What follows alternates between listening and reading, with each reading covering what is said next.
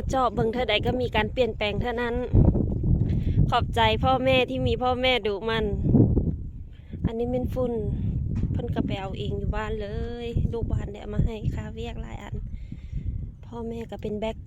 อยู่เบื้องหลังที่ดี ส่วนผักสลัดปลูกผักไว้ให้ลูกกินโอ้ยพ่อแม่กูจะมาดุมามันเทเด้ดีใจจังเลย อันนั้นกระเพาะไว้ไหวตัวเอาน้อยเดียวนึงบ้านมันแค่ คุณนะแพ้ไหวแท้ว่า พักกำลับพาซื้อปาดเอาปาดปาดบุเดียวป่ง บุเดียวแล้วมันปุ้งมันแห้งงาม ตู้หอมใส่ลาบ หอม แซ่บขนาดนี้นะ หอมธรรมชาติ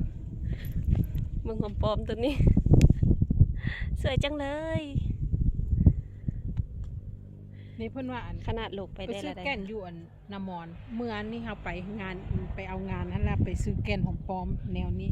ค่ะกระเทียม แนวเนื้อเอามาไว้ปลูก บัดสิเมื่อเขาค่อยลงไปกินหอมปลอมค่ะเทียว่าสลัด